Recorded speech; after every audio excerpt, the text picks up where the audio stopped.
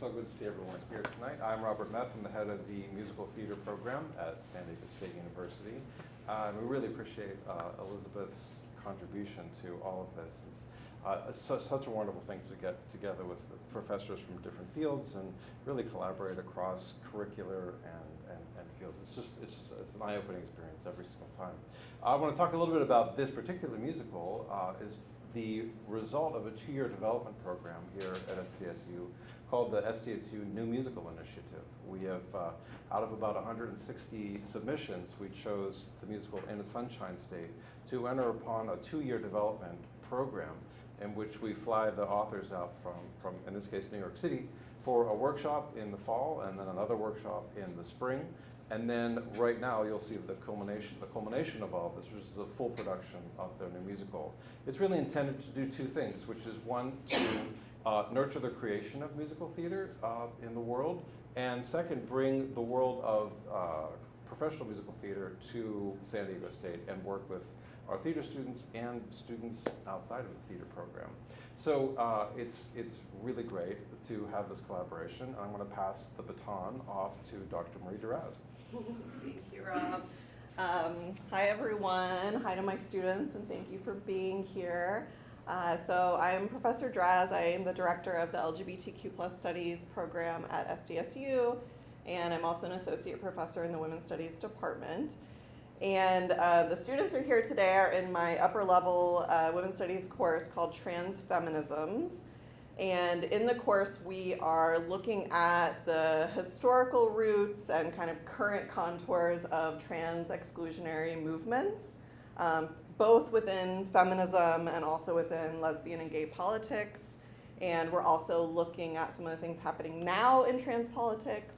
And I was really drawn to this show and Rob's description of this show because so much of what is happening now in state legislatures targeting trans people and also queer people, lesbian and gay people and so on, is so deeply rooted in this history. And I think it's so important for us to know this history and to know how it's showing up today, and it may be targeting different groups of people.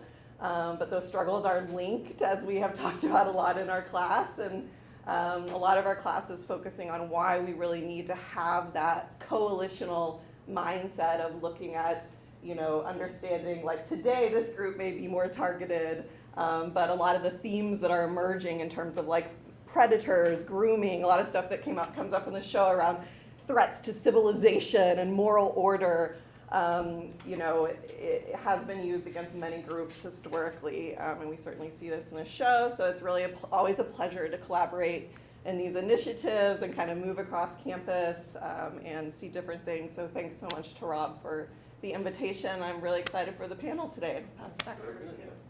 Oh, great. So just some expectations of what the next 80 minutes or so will be. So we're first, after I'm going to introduce the moderator for the panel, we're going to hear from Lillian Faderman, and amazing historian and scholar of this history. And then we'll also hear from the creators of In a Sunshine State. And we're going to leave room at the end here for at least 15 minutes, if not more, to entertain your questions. I know that a lot of you saw the show last night, and you're burning to ask a question about this. I know you are. So we want super duper involvement from everybody and engagement, because that's what makes this arts alive. So without further ado, I'm going to introduce MFA graduate student Zakk Mannella. Thank you. Hi, everybody. I'm so happy to be here. I'm honored to be a part of this panel. I'm also so honored to be a part of the show that we're talking about today. It has been an unbelievable 2 years. I graduate in 2 weeks, which is absolutely insane. Thank you. And like Rob talked about the new musical theater initiative, we came in first semester, we auditioned, I think that first week, and then we saw the writers come out a month or 2 later, and we had the first run through for it. In the spring, we did a workshop version of it. In the third semester, we did a very shortened type like Zoom reading.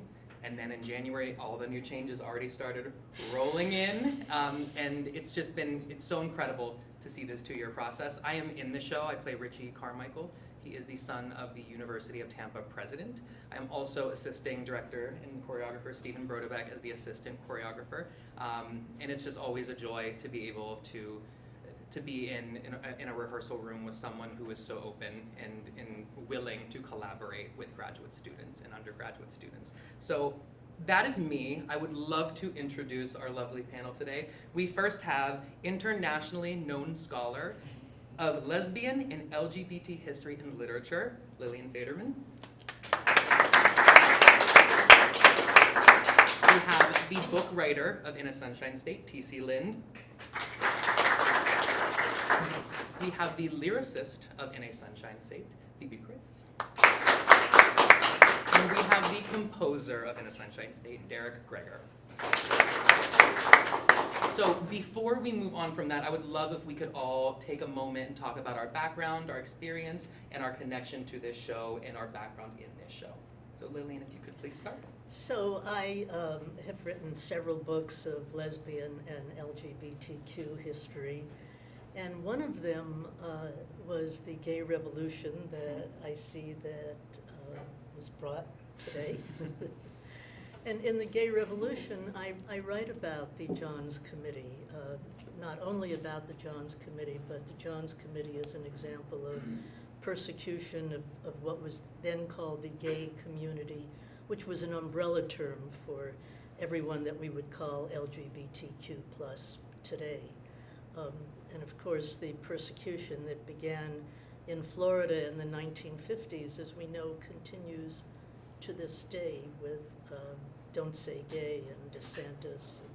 Something about Florida. In the 1970s, there was also a terrible witch hunt of LGBTQ people or gay people with Anita Bryant, which you may have studied about in your class. TC? Hi, I'm TC Lind. Yeah, I think this moment for me is a bit serendipitous. So just to give a little bit of background as to how this musical happened.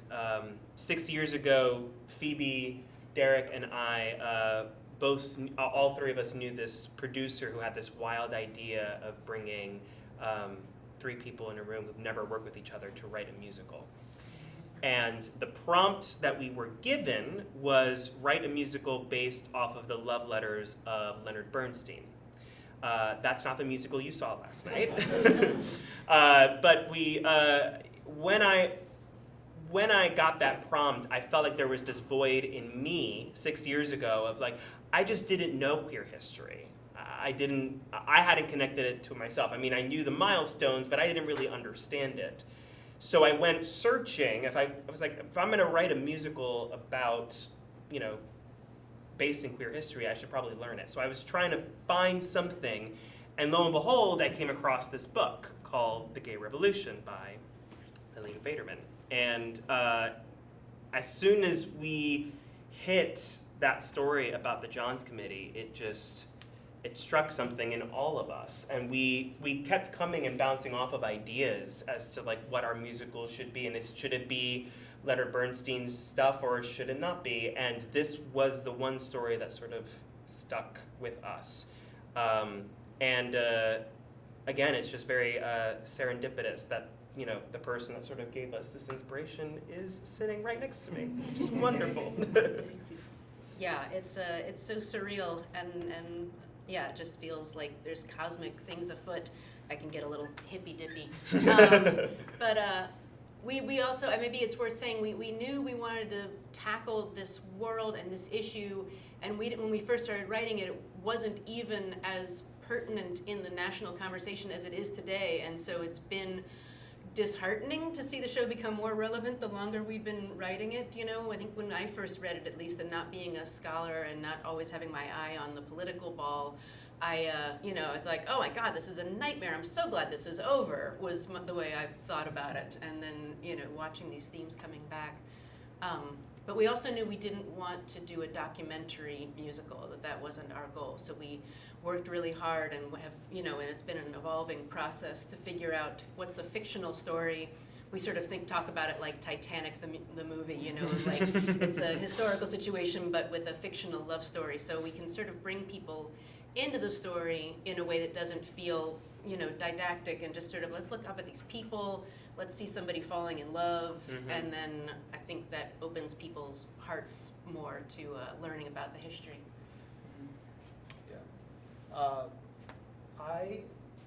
What I love about doing what I do as writing musicals and any other types of songwriting that I do, or non-music writing, is I just jump on like a conveyor belt and don't know where it's going to go.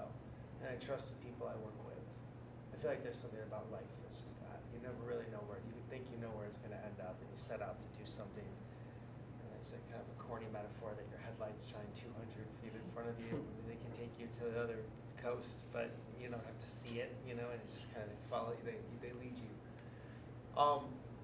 God bless this person, Ben. I'm not even religious, but God bless this producer, Ben Ward, who assembled the three Ben of West. us. Ben West. I'm working with a person named Ben Ward who was on the team today. Ben West. Ben West is unlike anybody I've ever met, and he's a lot of energy, comes in hot. But he had this idea to put three people together, as TC said, who hadn't worked together, let alone had met. I think Phoebe and I were in the same room once, if we did the math, but we didn't talk. And give us a prompt, and then just let this go where it goes. And I trust my collaborators so much, and I'm so honored that I'm able to just kind of follow this thing where it went. And to be sitting here alongside Lillian is, like, or I should maybe say Miss Faderman. I don't know if I'm going to call you by your first name. It's like for all the composers out there who wear scarves and think they know everything and have an arrogant attitude, it's like, fuck that. It's just like, you just jump into something bigger than yourself and you see where it goes. And the fact that this piece is what it is, and that we're learning so much about ourselves and about the world, and hopefully shining the light on some stuff and making people not only be freaked out about the state of the world, which I think there's lots of aspects of the world that can freak us out, but also I think there's a lot of entertainment in this piece, and a lot of love and a lot of hope, and hopefully it's a nice time to watch a show over 2 hours and 24 minutes or whatever it is. I don't know. I just really, really, really like jumping on the journey and seeing where it goes, and this is the ultimate example of that. Wonderful, wonderful. One of the things I'd love to add to that is you all spoke to about this not knowing where this is going to lead, something growing out of nothing. And you all have been so unbelievably collaborative with the cast as well, this entire process. So we're going to talk a little bit about these changes that have been made and why they were changed, what brought these changes, any research. But for those of you who have not seen this, In a Sunshine State is set in Florida in the late 1950s. In the character, there's a crafty politician that is trying to score political points and root out homosexuality on college campuses. And it's part of the Florida Legislative Investigative Committee, the FLIC, or the Johns Committee. The first question I'd love to ask Lillian, what can you tell us as a basis of the anti-gay legislation that was introduced in this period, particularly around the work of Senator Johns? Let me tell you first about Senator Johns, who was elected to the Florida State Legislature in 1947. And his first bill was to fund a portable electric chair and a generator and a truck, so that whenever anyone was convicted to be executed, they could drive the portable electric chair and the generator to the prison, and the execution could be held outside, and the public could come watch the execution, sort of like a public hanging. That was Charlie Johns. Fortunately, that bill didn't make it, but he, and that sort of tells you a lot that you need to know about him. But he didn't give up. He kept pursuing causes like that. So in 1956 in Tallahassee, there was a bus boycott staged by African Americans because of segregation on the buses. And of course, Charlie Johns jumped on that immediately and said that this is communist influenced.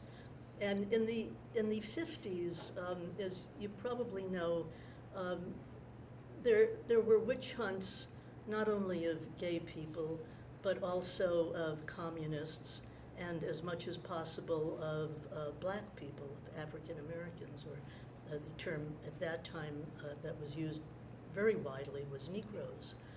So there were witch hunts all over the country trying to find fault with those groups and persecuting them. So Charlie Johns got the Florida legislature to fund what was called the Florida Legislative Investigation Committee. And he said, we're going to not witch hunt, that's what they did in effect. We're going to find the communists that are behind these bus boycotts, and we're going to make sure that these bus boycotts stop. And the legislature was willing to do that. So the first thing that Charlie Johns did was demand that the NAACP, the National Association for the Advancement of Colored People, turn over their membership lists, and the NAACP challenged them, refused to do it, said we're going to take this to court. They finally took it all the way to the Supreme Court, who declared that they did not have to turn over their membership lists. And so Charlie Johns gave up on that, but he decided that the real enemy was the communists, and so he would witch hunt communists. And he was told by a professor, a very right-wing professor at the University of South Florida, that there were communists all over college campuses. They were the professors, and that would be a good place to start, with professors on college campuses. So Charlie Johns and his committee investigated college campuses and found shocking things like reading lists that included the Grapes of Wrath and Brave New World and the beat poets like Allen Ginsberg, and really wanted to go after them. But the professors were protected by the AAUW, the American Association of University Professors. And so he couldn't demand that that the Florida Florida Legislative Investigation Committee do something about the reading lists and the professors that were members of the Communist Party on campus. And so he had all of this money voted to him by the Florida legislature, and he had nothing to do with it. And his son was a student at the University of Florida, and he came home one Thanksgiving break, and he said, boy, there sure are a lot of homosexuals on campus. And Charlie Johns got an idea from that. Homosexuality or sodomy was against the law in Florida, as it was in every state in the Union in 1958, 1959, and he decided that they would go after the homosexual professors on campus. And so he formed a group headed by R.J. Strickland, who had been the head of the Vice Squad in Tallahassee. He was a police sergeant. And they actually went to various campuses. In the play, many of you saw the play last night, you know that they demanded that professors meet them for a grilling in hotel rooms and motel rooms. That actually happened. They met in motel rooms. They would often march a professor out of class. In my book, I talk about an English professor who was innocently standing there teaching the structuring of a paragraph to his class, and a police officer comes in and says, come with me, and they marched him across the street from the campus to a motel room. There was another police officer at the door. There was a stenographer to take notes. There was R.J. Strickland to grill him. And of course, it happened over and over again with hundreds of professors all over state institutions in Florida, state universities and colleges, junior colleges, eventually in high schools and elementary schools. They went after teachers in high schools and elementary schools. And they managed to do it for 7 years until 1965. Just one story about the demise of the committee.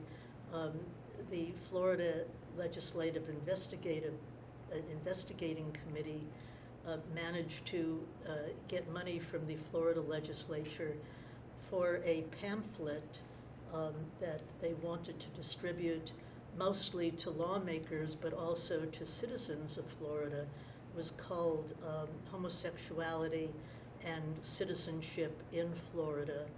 And I was able to see a copy of the pamphlet when I did archival research at the State Archives in Tallahassee. And it was really quite incredible. It was nicknamed the Purple Pamphlet. On the cover, there was a picture of two gorgeous young men in a lip lock. And inside there were other photographs, like a very attractive young man wearing nothing but silk over the pubic area, and around his chest ropes, loosely tied ropes. There was a glossary. This is all for the edification of the Florida citizens. There was a glossary of homosexual terms, such as 69 Queen and Browning Queen. Absolutely incredible. I discovered that it became a bestseller on the gay streets of New York. And a homosexual book club got copies of the pamphlet and distributed it to their readers. But the Florida citizenry was really shocked. The newspapers called it state-sponsored pornography, as it was indeed. And the guy who was the attorney, district attorney in Miami said that if that pamphlet is distributed in Miami, he would sue the state for pornography and get them to stop. Anyway, I tell this long story because it was only that ended the Johns Committee finally in 1965. Before that, from 1958 to 1964, the Johns Committee was funded to the tune of what would, in today's money, be millions and millions of dollars for the sheer purpose, ultimately, of persecuting gay educators and gay students. And it was often entrapment, and in my book there are many stories of entrapment through the Johns Committee. And I'll stop with that. Thank you so much. Yeah, in the musical we talk about queer identity and finding queer identity. The musical is placed around Evelyn Pierce, and she is a professor at Tampa University who is married to a man but is struggling to find her place in the queer community. What was the queer community like in the 1950s? Yeah, first of all, it wasn't called the queer community, and it wasn't called the LGBT community. It was called the gay community, and that was an umbrella term for all of us. Queer was a word that we never used. Gay men used to say it was the last word they heard before their head hit the pavement. That is, they were beat up and called queer. It was a word I heard sometimes from young punks driving by in cars as I walked in and out with my friends from gay bars, lesbian bars. There was actually very little in terms of being able to get together with other gay people in the 1950s. And the bars were, for those of us who were young and those of us who were working class, really sort of a salvation. And if you saw the play last night, you know that there's a bar called the Purple Orchid that the gay characters go to. But where else would you meet other gay people? Gay men could go cruising in gay areas, but lesbians didn't go cruising on the streets. For us, there was, and when I say us, I should explain that I came out as a teenager with a phony ID, so I could go to lesbian bars in the 1950s. And for us, it was sort of the only game in town to meet in lesbian bars. You met friends, you formed community, you certainly met romantic partners in those bars. They were a lifeline. There was one other lifeline for lesbians who were into sports. Alas, not me. I'm a very atypical lesbian. But there were the softball games. My partner, who's sitting back there, was into sports, and she used to go to softball games. But the softball games, a lot of the players were lesbian, and a lot of the audience was lesbian. In fact, they would say much of the audience was lesbian, and so it was possible to meet people there. But if you didn't have that outlet, how would you meet other women if you didn't go to bars? And so I got myself a phony ID in the 1950s, and I went to bars. But the problem with bars, and the scary part, and when I started college, I went less because I was so scared, is that there were raids. And very often in gay men's bars, there was entrapment. I wrote another book called Gay LA, and I learned through interviews that in Gay LA, there were these guys hired by the Vice Squad, part of the Los Angeles Police Department, and they were called Hollywood Rejects by the gay community. And the reason they were called Hollywood Rejects is that they were very handsome, but they couldn't make a career in the movie industry, so the Vice Squad hired them to go to male bars to strike up a conversation with a guy in a male bar. And if the guy responded, the Hollywood Reject, the Vice Squad officer would say, well, let's go out to my car. And they'd go out of the bar, and the officer would pull out his badge and handcuffs and say, you're under arrest. So there was that kind of entrapment in the bars of gay men. There were raids in the women's bars too, but usually with some kind of pretense that the bar was serving alcohol to minors, which was often true, like to me, but I did have a phony ID. Or the bar was serving someone who was already inebriated, or the bar didn't pay their license fee or whatever. The proprietors in many places really did pay off to the police, and I know that was certainly true in the East, and I suspect it was equally true in Los Angeles. And I do remember police officers coming into the Open Door, which was my favorite bar, my heart stopping. But I remember one police officer in particular being very friendly with a proprietor, and she brought him a cup of coffee and something else, and I don't know what that something else was, but I suspect it was money. I can't be certain of that, of course, but I suspect that. Just one other story, how worried proprietors of bars were. There was, in some places, including Los Angeles, in Los Angeles it was the Star Room, a lesbian bar that had dancing.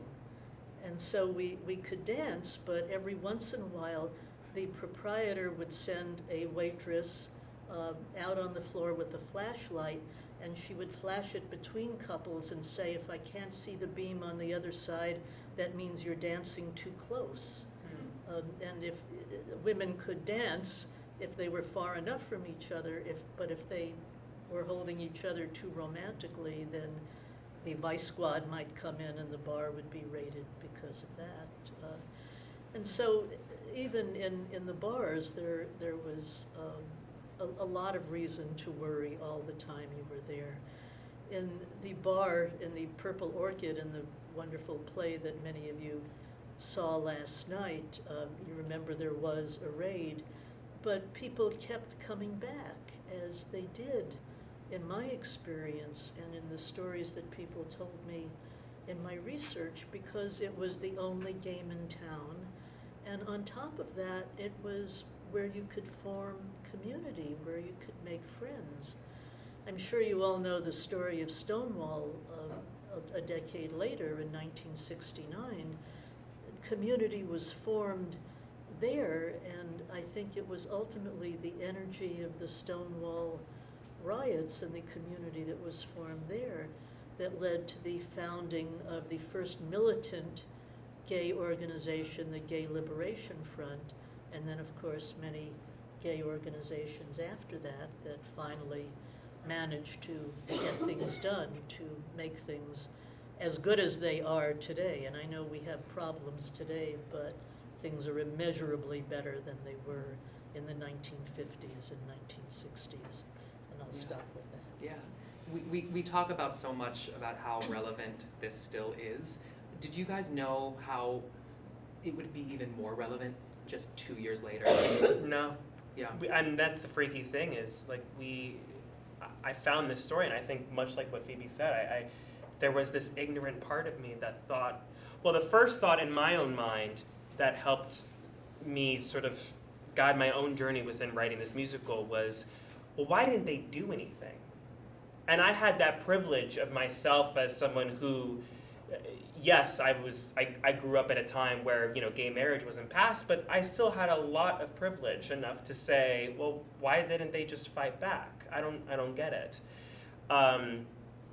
So there was that I had to sort of struggle with and unpack within myself about what it means to fight back, what it means to rebel, the small little victories that you can have that actually make a giant impact. But I never imagined how cliched Florida would be. Like, I never imagined that Ron DeSantis would be that on the nose, just to copy and paste history all over again. I'm a huge Rachel Maddow fan, and she recently did like a whole segment on the Johns Committee and Don't Say Gay, and I was like, it's just so freaking on the nose, but no, we didn't know. Yeah. Yeah. And it's sad. It's unfortunate that history is repeating itself again. Yeah. But here we are. It's such a timeless story as well, just how you guys all composed, lyricized, and wrote it. I mean, when we first heard some of the songs, it's a story of love, and it's a story about self-love, and that is one of the main reasons I believe this needs to be told right now. But what are some of the reasons you guys think this story needs to be shouted from the rooftops?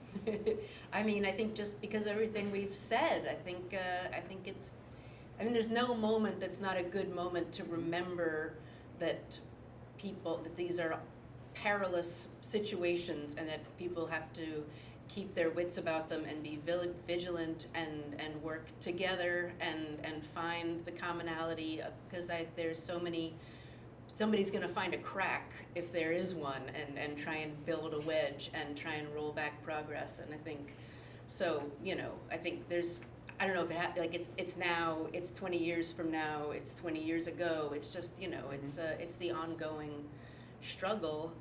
But I think as TC said, and it's been sort of our North Star as we've worked on this a little bit, of like the small steps that maybe we don't even know about, that we talk a lot about anonymity in the show, and just how, you know, we don't know exactly what happened to every single person. We know some of the history now that it's finally been released, but there's just a lot of ambiguity around it. But boy, like anybody who was able to move the needle just one little tiny smidgen, it's like, well, that's a story. And often it took a huge act of bravery, even if it was something that no one will ever know about. So we thought a lot about those people. Yeah.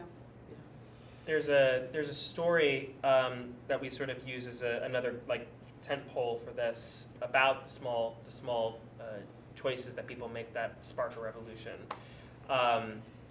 There was, and correct me if I'm wrong, Lillian, but I believe that when R.J. Strickland, who is Bob in the show, if you guys saw the show, when R.J. Strickland came, they didn't quite understand what he was doing at the University of Florida. They knew that he was pulling people out, but the general public didn't quite understand, well, why is he actually here? And they thought, oh, it's probably because they just admitted the first Negro student, and maybe he's investigating them and stuff. But there was a professor who leaked to the press, this is what's actually happening in these rooms. He's pulling us and he's interrogating us and he's intimidating us. And that happened, I believe, in February, and I got a newspaper clipping of it. And that small action was sort of the tentpole, at least for me, of just like, I need to make sure that we can tell a story where we can have that as the triumph, which is often very hard in stories about social change and stuff. Like, usually the stereotypical thing is, you know, you write about some big giant beacon of change in history and you write around that and they do something big, but how do we recognize the small choices that people make and how do we make that heroic? That was the main guiding force for us too. But I want to mention something else that I hope that people take away from this is, for me, there was a different ending to this musical. There were many different endings, as you saw. And we try to find triumph in it. And there's another version of the story where Evelyn actually runs away and she finds a queer community somewhere else. But that just wasn't satisfactory enough. And just me personally, like, over the last few years, I've had a bit of a come to Jesus moment of myself as a queer person in terms of what community means to me and what having a queer community means to me, the power of having people around me who can share my experiences but also can help move things forward. And I hope that people can take away from this by the end of it of how important that is and that how nothing can happen unless we have others that are there to support us. So that's a big thing. Yeah. See, it's almost like we planned this because you're leading me to the next thing I want to talk about.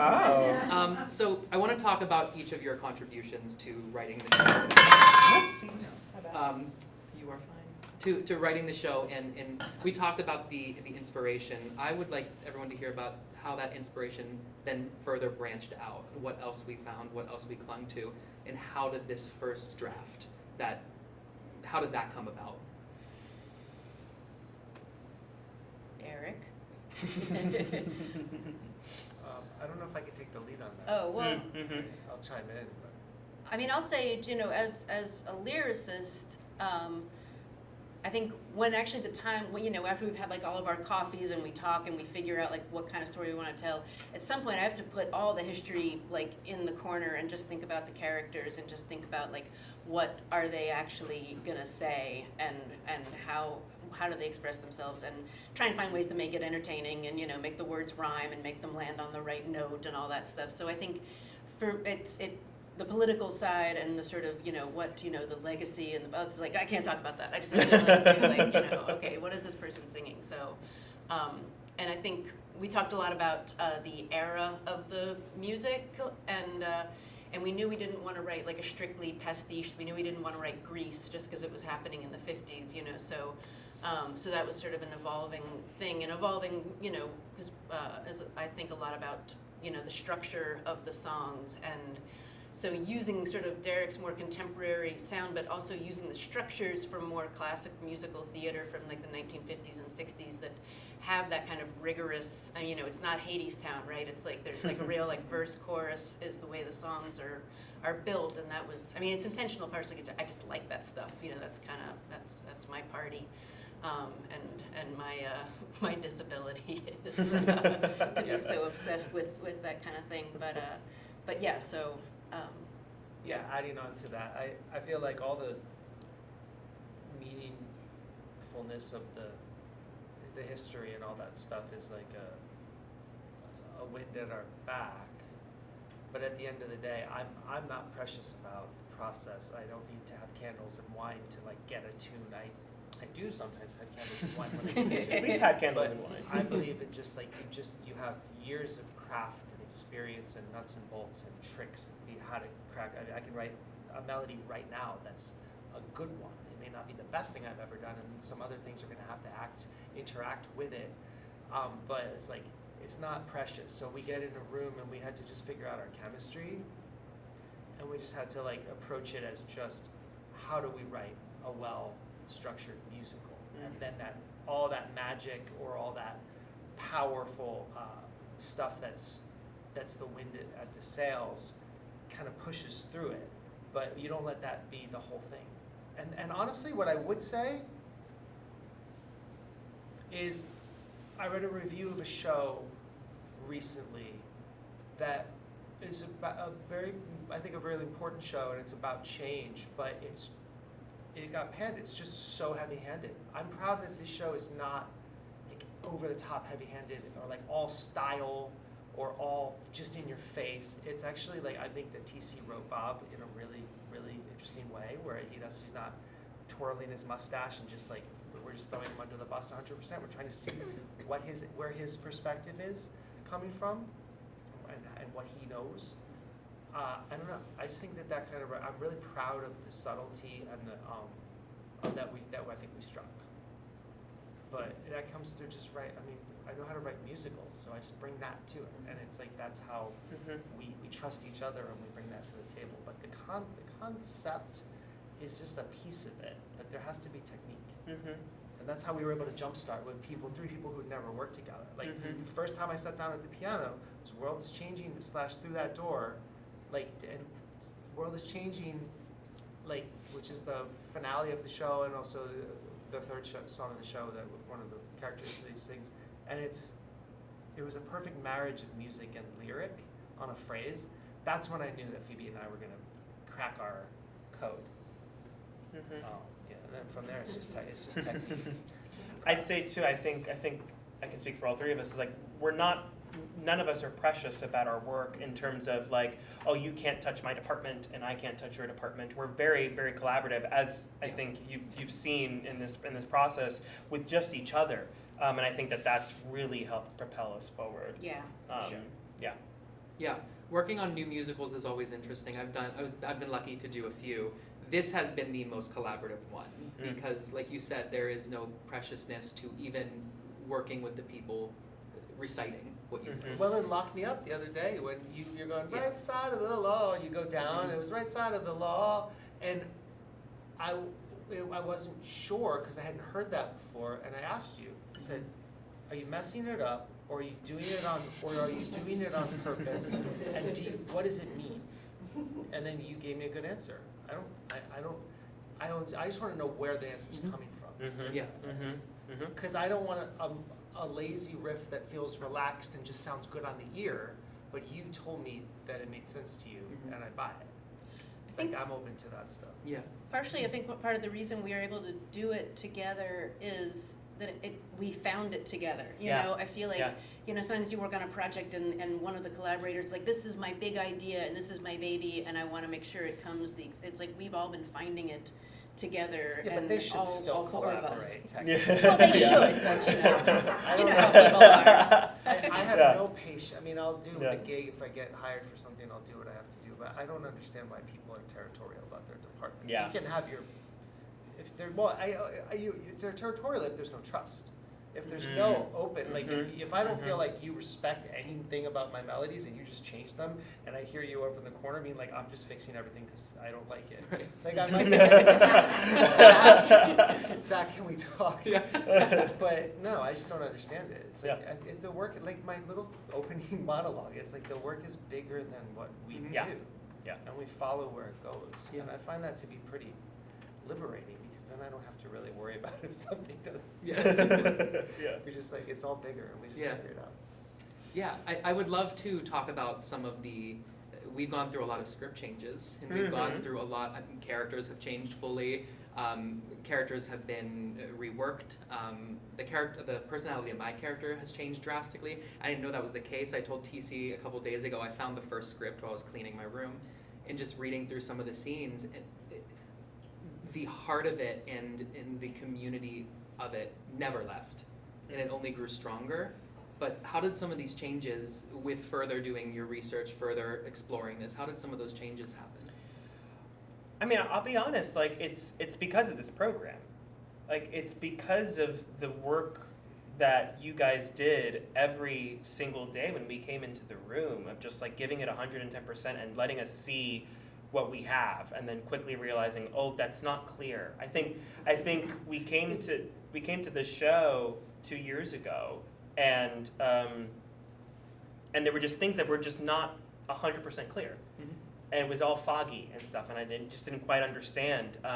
But you guys brought it every single day, and so we were just like, okay, nope, that's not it, and just kept going and kept going and kept going to make it as clear as possible, you know. What are what are some of the main things from the start that you knew you needed to include and elaborate on that have still made it all the way to the end? Oh, well, Well, what is the end right now? I mean, we knew we wanted it to be a love story, and we knew we wanted it to be professors, and I think we had a conversation about whether it was going to be a male or a female identifying professor, and so we came to think, well, maybe let's just do a female professor, because that maybe is a little more interesting for the time. That already sort of makes her special, because it was so rare in those days. So that was something, and we knew we wanted her to fall in love. I think the exact moments of like her self-realization and those things, that's been shifting, and have been shifting even as we have been in this last couple of weeks. You know, it's like, oh, are they going to kiss now? Are they going to kiss later? When would that be? You know, and so. And I think TC and I probably change our minds about it twice a day. Of like, did we Right get now. it right? You know, I know I'm already thinking, well, maybe, because you want things to be as realistic as possible, but also not to use the word. Sorry, no, We're done. We're done. I know, poor Rob. We've been really running him ragged. I would say that the community aspect, that the ending that we have right now was, I mean, you've seen our ending. It was not settled until very recently, we were just bouncing off ideas in Derek's apartment of just like, how do we make this land? And someone said like, well, what if she just stays? And then it was just like, there it is, community. Like that just exploded, and it was like, oh, well, there's our answer. Yeah. You know? Probably the biggest impact that this program has had on us is the inclusion of the Vernon character, because I don't know if you all know this, but we were presented with the cohort. These are the students that you're going to have, and so we had known from the beginning we wanted to somehow include the conversation around the NAACP's history with the Johns Committee and everything that was going on in the state in that way. But we couldn't figure out a way to do it that didn't feel heavy-handed, or like, oh, we're just gonna have like some character come in and like make a powerful speech and then leave. And so but then we had Van come, and they were such a great actor. It was like, well, we gotta give them a great character to play, and so That was the best thing to happen to our show. Yeah. It was, in many ways, yeah. And I feel like I tried really hard to find a reason to justify for this character to actually be in the story and not just pound, their proverbial chest. And I reached out to the family of the first Black student at the University of Florida. I found him in like newspaper archives, and I found his family, and I just tried to interview to see like, all right, what can I get from you? And I couldn't get much. He was he just didn't remember that much from that time. But we knew that he existed, and we're like, all right, at least that's rooted in history. So how can we create a character around that fact? And then we ended up with the character that we have. Talking about the ending, this was when we received the script early in the semester, we saw that it was now transcending multiple decades. So how was that decision made? I mean, I know that it came about with Evelyn's, where her journey is ending, but talk about that a little bit. Well, we all saw Titanic, and we like when the main person comes back older. Fierce. I was telling them that, I'm a sucker for that device in Yeah. storytelling. I just find it's like such a knockout punch to see like the person you've been following, and then fast forward and then get this like conclusion. But I'm saying that only half as a joke. No, it's true though. But you guys were able to add these small vignettes of each character in majorly prolific parts of queer history throughout in a beautifully short 3-minute finale. Yeah. That with the projections and everything, it's incredible to hear. Yeah, I think you knew from our previous drafts, like there was always a moment where I wanted everyone from our journey to sort of touch base with Evelyn at some point. And I knew I liked that as an ending, but I tried to find a way to make that work with our new idea of having her stay. And now that she was staying, I was like, well, if she's gonna stay, then we have to see that journey of how she's gonna grow with the bar and what that means to her. And I don't know, the thought just came into my mind. And she can't really triumph as well if we don't see how that relates to all these relationships that are so meaningful to her. Mhm. Her triumph is tied into her relationship with Yeah. Richie and Vernon and everybody. So that you got to tie it together. Mm-hmm. And then just the technique of TC being able to do it so concisely is just a testament to his ability to write. Because some people wouldn't turn the show out another 20 minutes, but you got to do it quick. Mhm. And that's, I think, what makes it even better. I would say that the use of the postcards is sort of our wink to the very first draft of the show, which we did 6 years ago. Yeah. It was called. Our protagonist was not Evelyn Pierce. It was Evelyn Bergen, and she was Jewish. We were trying to tie it to Leonard Bernstein. Long story short. Eleanor. It was Eleanor. It was Eleanor. It was Eleanor Bergen. Yeah. The title of the very first draft of this was called The Bergen Letters. And we had this device of, because we were using, again, Leonard Bernstein's love letters, so we were just trying to get the letters in there somewhere. And then we didn't know what to do with them, but the postcards are like the wink The nod. to the very, very, very first draft. Yeah. Awesome. We talked very briefly about the style of music that happens, and it easily could have been placed very golden age soundy, very Grease soundy, very 1950s pop. What are some of the decisions that you made in the multiple of styles of music that are presented? I think when we're in these internal moments in the characters' hearts, I aim for a more timeless thing.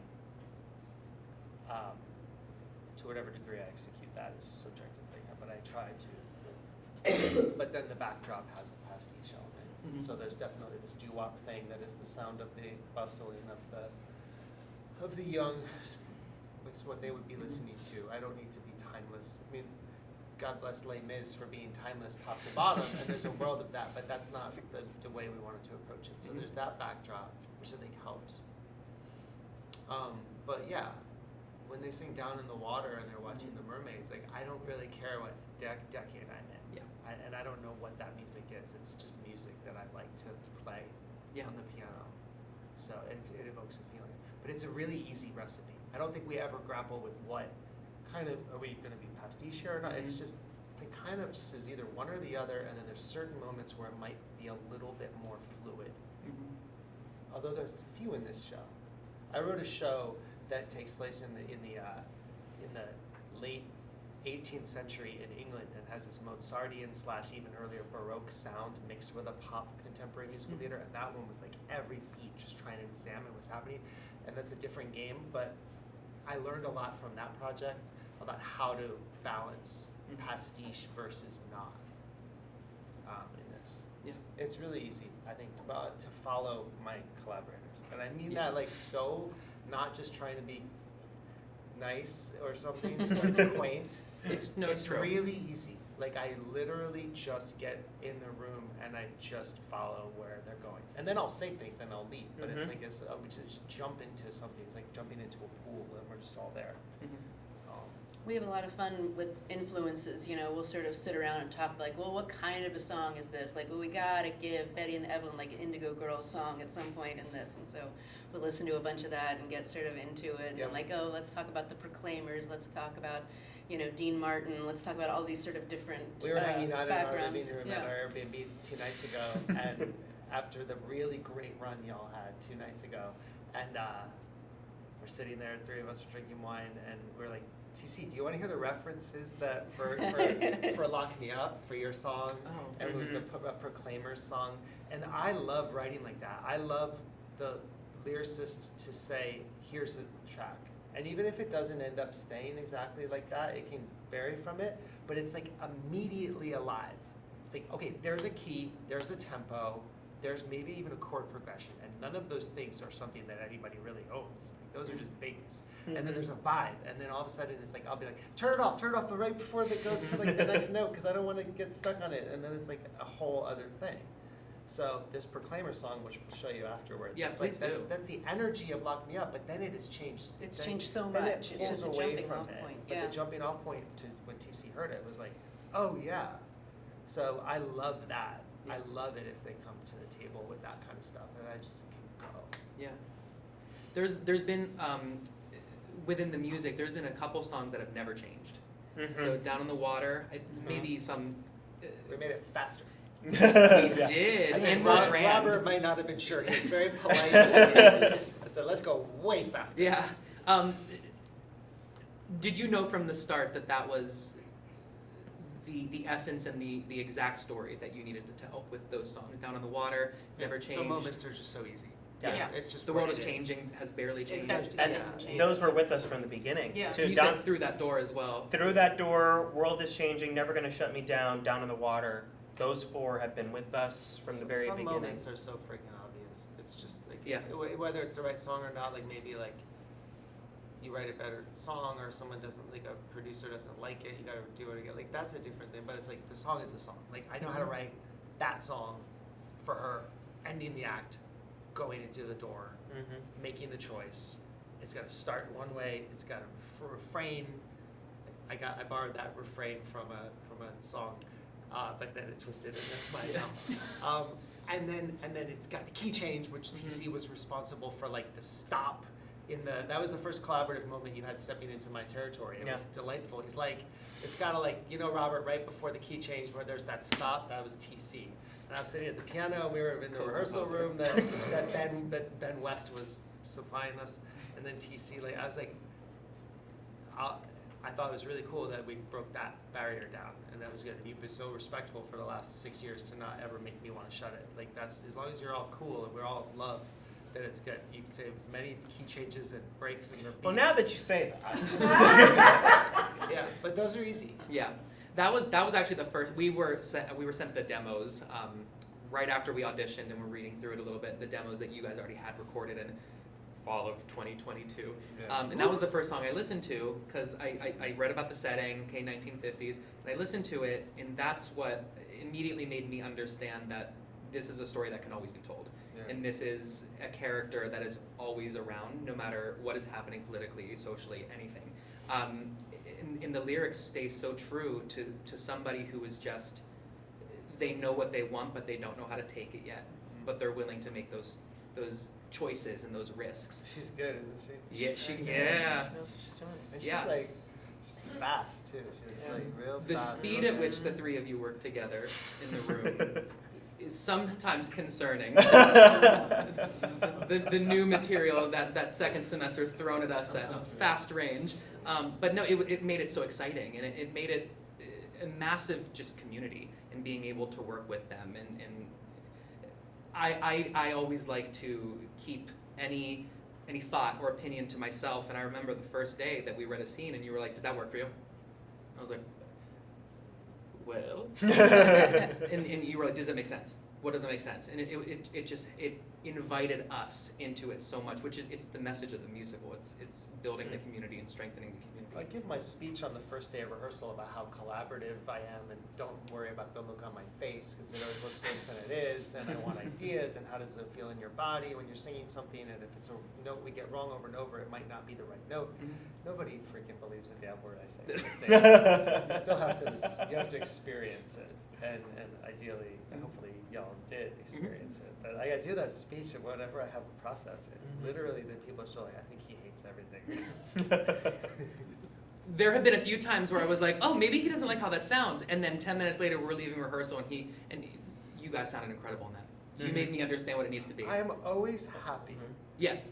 Like literally, at my age, I just don't really ever not get happy anymore. I just am fine when it comes to music. I worry about like my mother getting older. Like that stuff I'll worry about.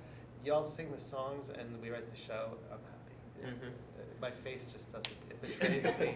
My ability to show how happy. Yeah, I'm not sure the 3 of us have really good poker faces, but trust. Ours is the Oh, worst. we know when something didn't work. The way that we write, literally, and I'm not even joking, is this is like a measuring thing. Yes, it is. It very And much is. We just watch. Yep. And TC will say something, and usually I think it's good, and then she'll like her face looks grumpy, and then it looks like a little less grumpy, and it means that it's getting closer. Yep. And she'll be pleasant. Yep. She's like, yeah, but it's like you can Yeah. see, and Yep. she just doesn't Yep. like it Yeah. until she likes There's not a it. smile on Phoebe's face. It's not set. It's not set. Right. So Did Robert give you the nudge Q&A? Yes, I have one quick little response question because we touched about it with UTC. What do you guys want this audience to be left with? And it can be a word, it can be a phrase, anything. Community. Yep.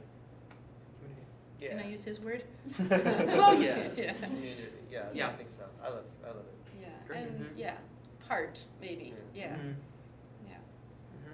I would love to open this up to questions to the writers and Lillian here. Yes. Yeah, one of the things that gave me pause when I was watching yesterday is that Bob was the only one with a southern accent versus like the rest of them. Can you talk about the background of that choice specifically? Bob, I think Justin's performance since day one sort of helped animate that Bob was going to have that typical Southern accent. And I think there was always a balance, at least for me, in terms of how on the nose am I going to be about his racism? Am I going to be this overt? Am I going to be that overt? Are we just going to get it? Because there comes a certain point where if it's too on the nose, then I don't think an audience can connect, you know? But Justin sort of did that so flawlessly, and I was just like, that's just who this guy is. And it is what it is, you know? Yeah, that's the best answer. But that's a choice that can easily be adjusted, right? So we'll keep an eye on that. Also, then Stephen is our director, so Mhm. Stephen Stephen, yeah, sure. Stephen had thoughts. Yeah. But good question. Yes. You spoke earlier about the power of theater to use storytelling as a tool to make the small things and small choices heroic. And I really love that idea and that access point of art to address those. And I would love to ask Lillian how you are able to do that in your own research and how you are able to present those small heroic moments. Well, what I wanted to do in the Gay Revolution and in other books as well is tell history like a story. And so it was very important for me to find the small moments, to find the details, to create characters out of the fact. Like Charlie Johns, for instance. I suppose the fact that his first official act was to propose a traveling electric chair wasn't especially relevant to my story of the gay revolution and gay history, but it created his character so vividly, and that's the kind of thing that I look for in my research, just the small moments, the little details that really clarify for my reader who a person is and what's going on.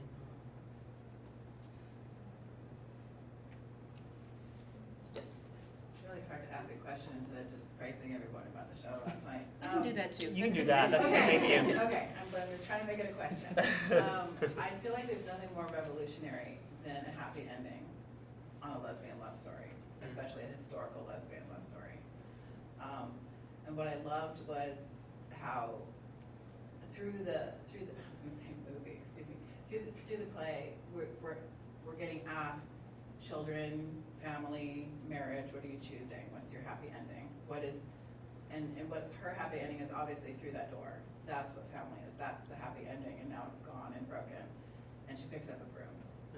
And to me, that's the revolutionary work. It's not just shouting in the street. It's not just that. It is that, but it's not just that. It's picking up the broom and doing work, and because that's what it takes to make community.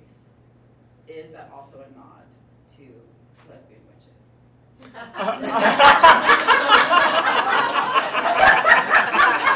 I'm so glad you saw that.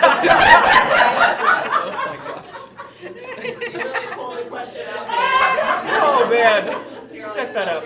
You should be a writer. Yeah. Oh man, that was great.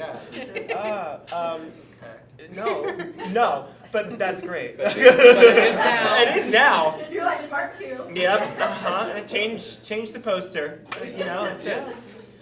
Oh man, that's funny. Yeah, I kind of had a history So mentioning the ending change a couple of times, and specifically in regards to the character Bob, since that was brought up, my question I guess would be, since the figure himself seems definitely accurate, and of course since history is kind of sort of just repeating itself, and as you mentioned earlier with the 1970s, there was something in Florida as well then too. I guess the question I would have is how accurately do they get these guys on fraud and things like that, and how what are the methods that they use to I guess utilize the system in a way that actually does end up hurting them because they are doing fraud and on the side or whatever. So that's kind of the history question I had, and the just fun question. Are you taking this on tour? And if so, Florida? I will say just very briefly, the fraud thing that's fiction. In terms of in just my specific character, just the whole notebook thing and the embezzlement, that was just made up for us just to get there. But if it happened and if you could talk about it, then that's great. No, That's wonderful. No, it didn't happen. What did the John's committee in was the story that I told about the purple pamphlet, and that's how they lost their funding, and that's how they became a disgrace because they violated community standards, just as gay people violated community standards, but it was particularly ironic in this case. It would have been great had it happened. Yeah, I know. Well, that was actually, now that you bring that up, it was sort of tricky for us to sort of find this ending because we're catching this particular moment in history early on in the Johns Committee, and it was very hard for us to find triumph. It was just well, how do we end this? Can the committee disband? And it was just well, no, because it went on, and it was how do we get to an ending where, the stereotypical thing would be that the committee ended, but it just didn't. So that was a very huge pull and pull for us as to how to find the triumph. I liked the ending so much because it brought in years of history in just a few minutes, and it was wonderful that it ended triumphantly as the story ultimately did, not in 1965, but with the organizing that came after the Stonewall riots in 1969. And that was a real triumph of community for the first time, actually. Yeah.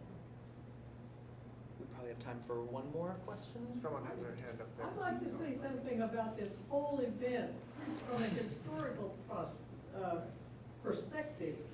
I came here as a freshman in the fall of 1945. Wow.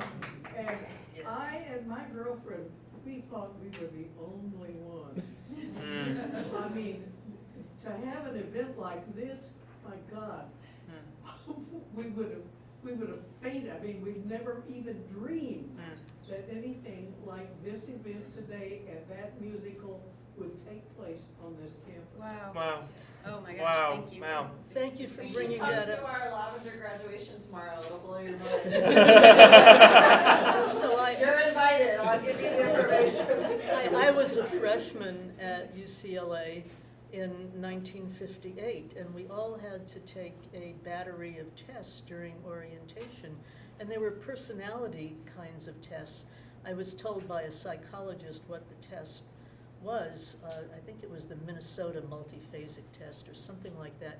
But scattered throughout the tests were questions like, have you ever been attracted to a person of the same sex? And then there'd be nothing like that for another 10 questions, and then there'd be another question like, have you ever kissed a person of the same sex? Or, questions of that nature. Of course, all of us who were gay knew to say no to those questions. And when I was doing research for my book Odd Girls and Twilight Lovers in the 1980s, I came across an article in a professional magazine called School and Society, and it was an article by the man who was the dean of students at UCLA in 1954, 4 years before I got there. And the article was about how it was the responsibility of deans of students to ferret out the homosexual students and make them get psychiatric treatment to change, and if they refuse to change, to kick them out of the university. And so there was that kind of witch hunting even of students in the 1950s. And in 1963, when I joined the faculty at Cal State Fresno, we had to fill out a similar questionnaire as professors. And of course, those of us who were gay or whatever we called ourselves in those days, we knew how to lie. And lying was, you had to know how to lie to save your life. Anyway, I think, yeah, it's so powerful too, because I was thinking a lot about the ending song, The World's Changing, as such a problem in the moment, because I've been feeling really depressed lately about the world and what's happening on college campuses right now. And I've had friends arrested today on college campuses, and but this conversation, does also remind you of like the complexity of what has changed, Right. what has shifted. I mean, I'm one of the organizers for our Lavender graduation, and the deans of every college are our financial support for, like, so it's like the little things like that, that Yeah. have shifted. And Yeah. that's, thank you so much for sharing that. Yeah. That's great. Well, we're just out of Zakk, time thank here. you. Thank you. Yes, it does. I want to extend a great thanks for Zakk Mannella for moderating here. Thank you for having me. Fabulous panel of participants. Yes. We really appreciate Thank you you. coming here and taking your time.